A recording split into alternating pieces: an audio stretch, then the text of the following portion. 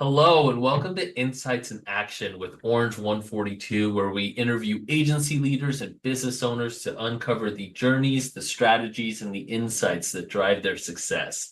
At Orange 142, we're all about transforming brand stories into impactful digital experiences through innovative media and marketing solutions. And today I'm very lucky to be joined by Rebecca of Imagine. How's it going, Rebecca?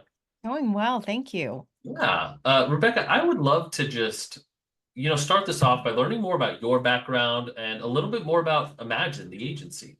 Sure. My background is 30 some odd years of being in business and discovering the part of business that I liked the most. Had several award-winning businesses. The part I liked the most was the marketing, the branding, the communications aspect of being passionate about what you do and then sharing that story with your potential clients, your audience. And I had a knack for it. So I went into marketing, writing, and publications, and I run a couple of publications in the Northern Virginia area. I joined Imagine after being a client. They had built several websites for me, had done some branding for me, logo work, all kinds of things.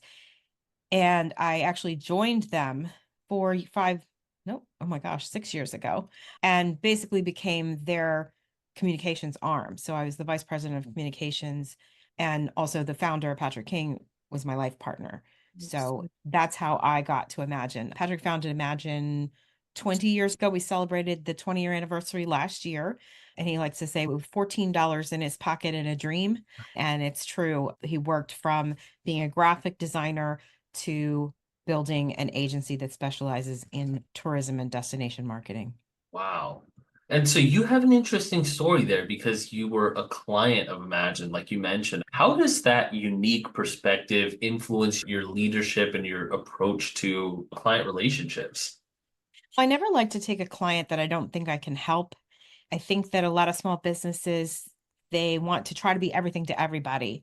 And if they see an opportunity to close business, they'll close it because they need the money. Yeah. And that's a dangerous place to live. And I understand it. I have built businesses from nothing. Mhm. I understand it. But it's a very bad place to be because you don't feel good about the work that you do. Mhm. And you may do good work, but you don't feel good about the work that you do. And are you really truly servicing the client the way the client needs to be serviced if that's not your wheelhouse? So I will tell a client when I don't think we're a good fit. I'll tell them right away, whether it's that I think that there's might be a personality situation or they have certain demands and needs that I'm either not comfortable with or that I feel that is unrealistic. And after having a conversation and education, it's just not a match. I will let them know. I would much rather either connect them with someone who can help them or let them go than to do a mediocre job and hurt our reputation or hurt my soul. Yeah. Because really, I really have to get satisfaction from what I do and what we do. So that the joining with Imagine was an easy decision. One, because Patrick and I were a couple at that point, but also because I saw how easily integratable my business was into Imagine and how I could help them in an area that they were okay in, but we could take it from okay to fantastic. So that's what we did. Wow. That's such a great point because I feel like a lot of people go into business, especially in the agency world, they go into business to be their own boss. You know what I mean? And however big your agency grows, that's the thing. But with client work, if you're taking on any and every client that you can, you end up just working another job and you get the agency burnout is such a real thing. So I love that approach that you take things that only where you guys are aligned, not only on the business level, but also on the soul level, it seems as well, which is great. With with Imagine, he started with the slogan, doctors fight illness, lawyers fight injustice, we fight ugly. Mm, And it was a real branding and logo and graphic design heavy company. mhm, But as passions started to emerge, it became clear that he wanted to work with breweries and distilleries and destinations and musicians and all the things that he loved. mhm. And so we traveled a lot, and it just became a natural thing to where we leaned into hospitality, destination tourism sector. It's not that we wouldn't help other people, but again, the joy comes from doing what you really love to do. And for me personally, being a business owner has allowed me, I don't make a ton of money, but what I do is carve my life out the way that I want. So I was able to be there for my mother when she was ill. Was able to raise my kids and be a room mother or a chaperone on a trip because I could schedule things. I was there when they got on the bus. I was there when they got home. I worked after they slept. I worked before they woke up, but I got to carve out the life that I wanted. And that's way more important for me than money. Yeah. Although money's nice though. Yeah, no, that's a great point because I feel like at the end you look back on your life and you think about the life that money allows you to live rather than the amount of money that you have. And wow. And so I want to talk about Patrick King. He left a pretty significant legacy in the marketing community.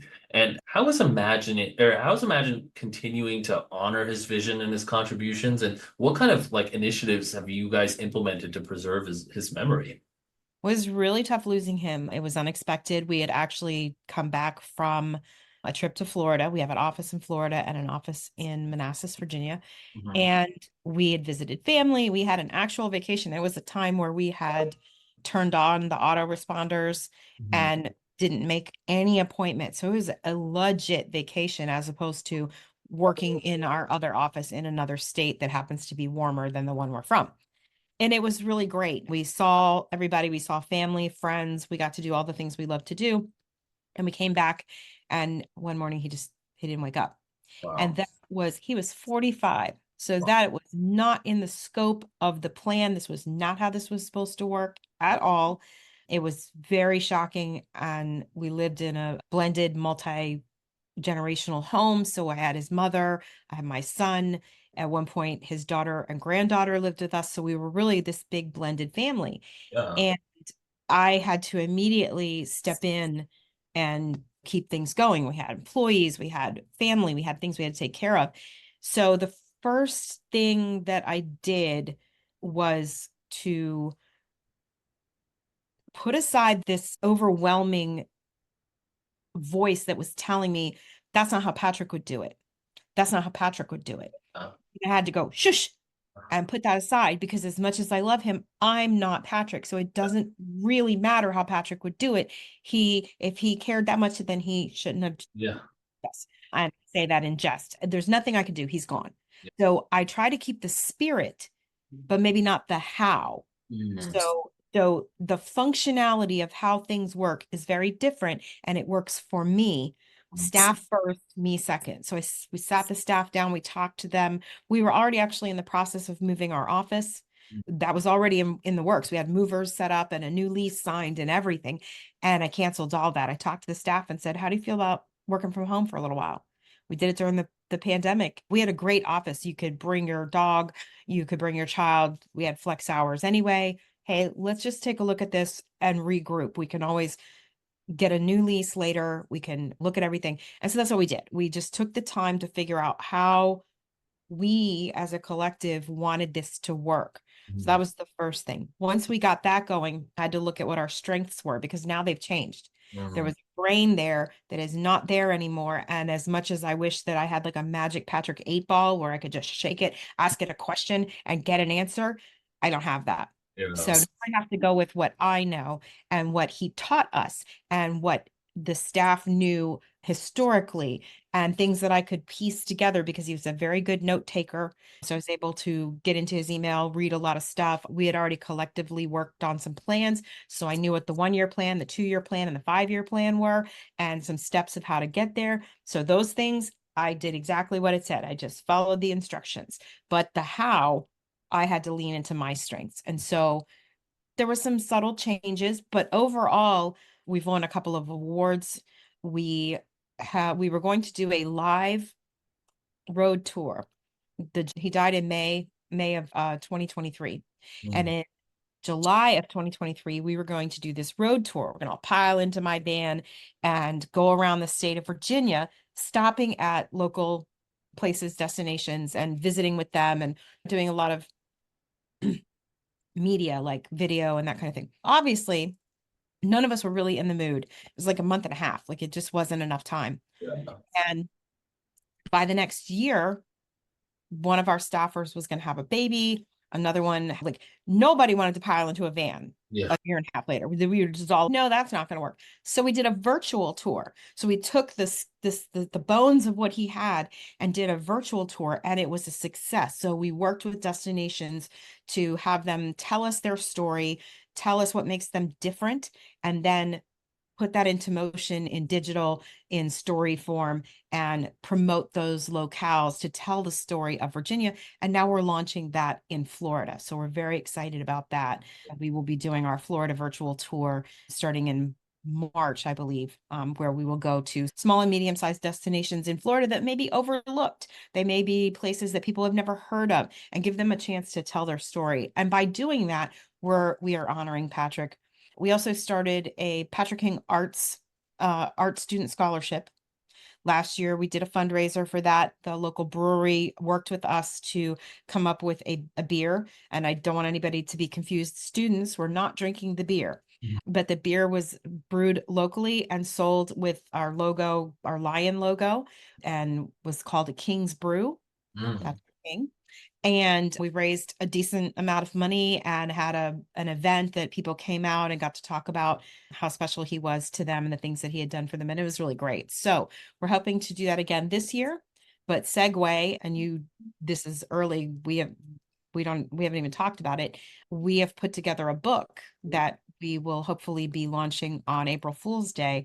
And it's a book of dad jokes that you can keep in your glove box, and it's called Dad Jokes for the Road. And it's full of all the subjects of things that Patrick loved, little stories like about the time that we were caught on I-95 for 17 hours in 14-degree weather at a complete standstill during a snowstorm. That was awesome.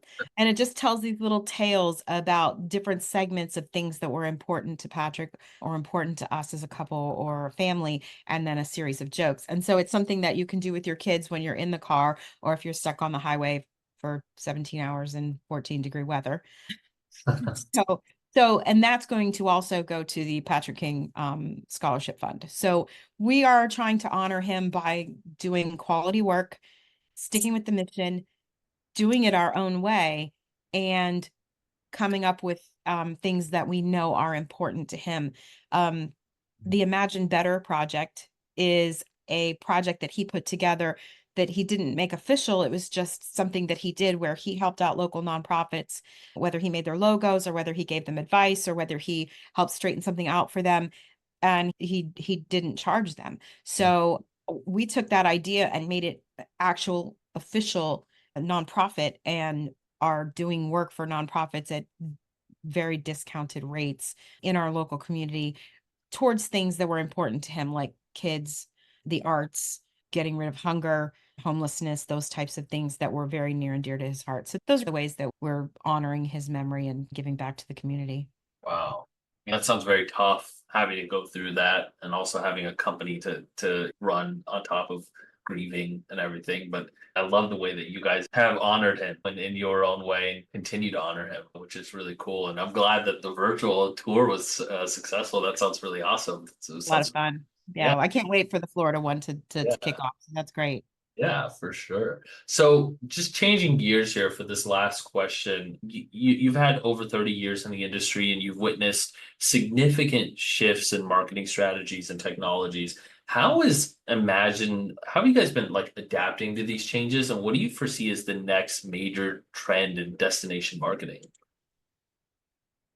So I think that what is consistent is the storytelling part. Hmm. So whether you're telling a story through a billboard on a road that someone is driving past, or whether it's a digital ad that pops up on their phone, it's all about storytelling. I'm not a guru that can tell you what the next big thing is, but what I can tell you is what will always be consistent is the storytelling. And if you are good at telling your story and sharing your story, your destination story, your business's story, you will connect with your audience because they will do business with people that they like, with people that they feel comfortable with. They will visit destinations that they feel a calling to.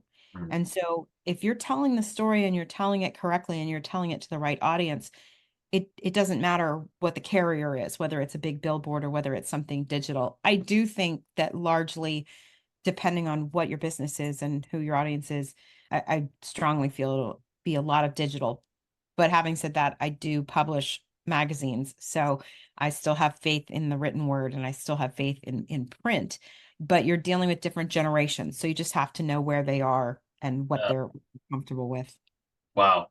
That's a really good point. Yeah, I think stories will be there forever. This has been amazing and enlightening, Rebecca. Where can people learn more about you and where can people learn more about your agency? So you can check out Imagine at imaginedc.net, and you can read all about our history and the places that we've worked with. We do free consultations. So if anybody wants to set up a call with me, they can go to our website and do that. And I'm on LinkedIn. There's a lot of Rebecca Barneses, but I'm the one that's connected with Imagine. So they can find me there as well. Great. I'll have all that linked in the show notes below as well to make it easy. Thank you so much for being on, Rebecca. This is great. Thank you. Thanks for having me.